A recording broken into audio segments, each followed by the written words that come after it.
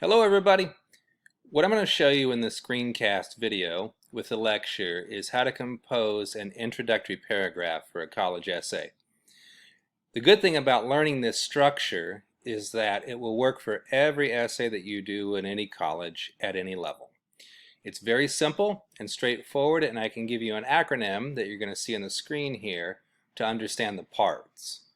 That acronym is HST, and it stands for hook, stakes, and thesis.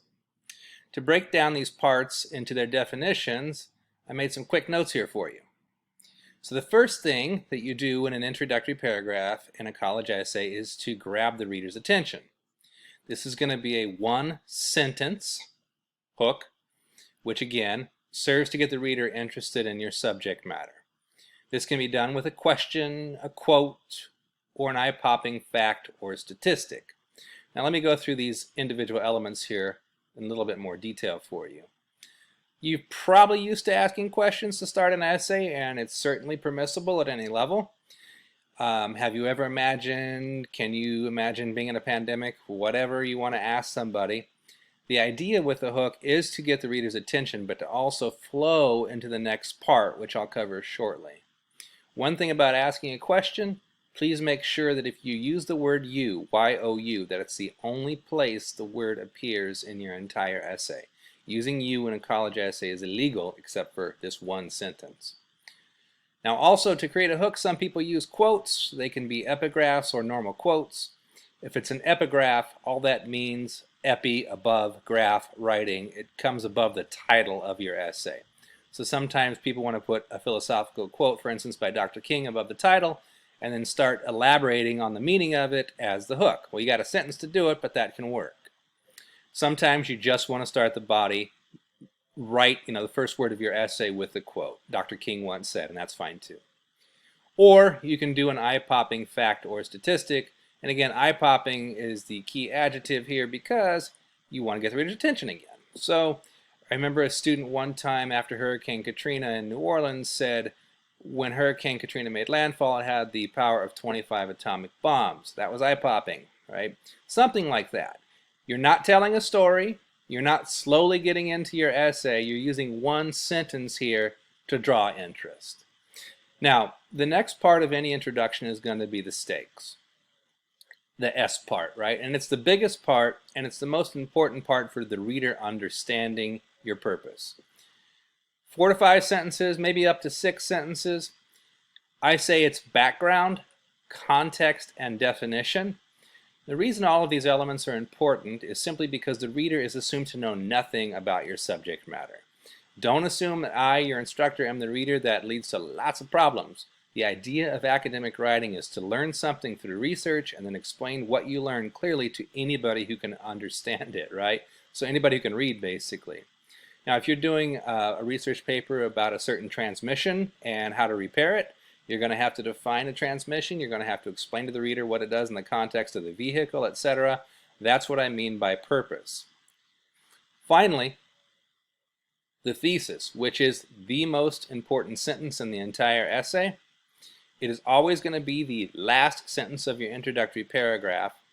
Yeah, it's called the main idea, but it's much, much more than that. It's the controlling idea.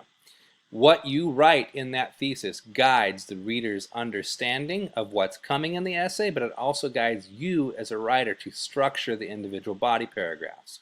Because everything that comes after this last sentence in the introduction relates back to it.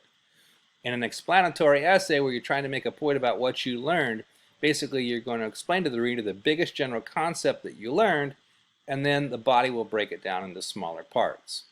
So what I'm going to do here is, I've given you the notes, and I'm going to show you the sample introduction that I wrote in the course for you and just kind of break it down into hook, stakes, thesis. Your first essay is the media essay. I've asked you to read various newspaper sources about an event that happened in the last year and to report what you've learned. Okay? So for my subject matter, I actually live in New Orleans, Louisiana. I'm from Modesto, but I live there now. I decided to read about the coverage of what happened to New Orleans during the COVID-19 pandemic, and particularly about the city and what it's facing to reopen and to be viable again. So my subject matter for the media essay is to read a bunch of articles about how the pandemic has affected my home city of New Orleans. So I wrote the paragraph with that in mind. So here, let's take a look at it.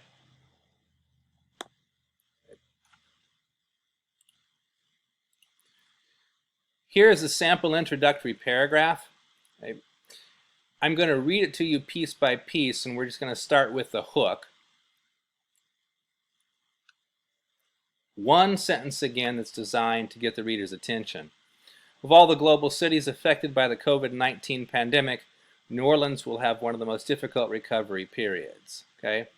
Now, this is not world-changing, right? I don't have to beat the reader over the head to get interested, but I do mention New Orleans and the pandemic. It's good enough, right? It's just a simple statement that says, to me it's eye-popping, of all the cities in the world, New Orleans is going to have one of the most difficult times recovering, right? Now, followed by this, we have the entirety of my stakes. And again, it's a little background, but number one, it helps the reader understand what the essay will be about, the context of it. In this context, what I was aiming for, the reader would understand two basic things. This is about the media and how it covered the pandemic as it relates to New Orleans, right? So you got to give the reader that information, right? And you also want it to flow from the hook. So hook flows into the stakes, and then it flows into the thesis, and we'll get there in a minute. Let me read this stakes to you. Founded in 1718 by Bienville, it has suffered from fires, hurricanes, and many other catastrophes over the years. What's different today, however, is the role the media play in restarting the community. Many media outlets have covered the challenges NOLA faces to reestablish its infrastructure, including its fundamental industries, education, and continuity of its musical legacy. So there you go. Media, New Orleans, right? Now finally, here's my thesis statement. It's long, right? And that's fine because it really structures the rest of the essay. And in the next screencast video, I'll show you the way that that structure can pick up from this one sentence that I composed. Let's read it. Whereas national outlets show lack of awareness of the complexities of the city's makeup as it undertakes reopenings, local media coverage displays a cogent understanding of the city's obstacles to creating a healthy future and plays a vital role in establishing communication between its citizens to keep them healthy. So this is the main idea, the controlling idea that's going to guide all of the information that comes into the body. Two quick grammatical points for you. This is just to help you with something that happens a lot in this essay, a simple subject-verb agreement error. I highlight this right here.